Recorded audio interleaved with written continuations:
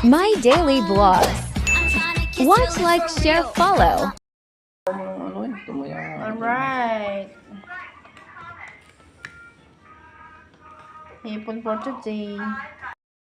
Kumukulo na ho ang ating sinigang sa sampalok na may sibuyas at bawang. Ay atin hong itutubusok ng itong ating hipon. Ayan guys, kumukulo-kulo na ho ang ating hipon.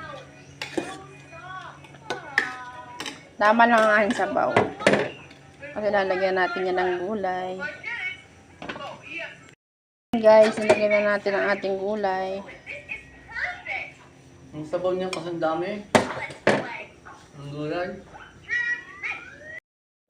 Yan, konting minuto na lang at yan ho ay luto na.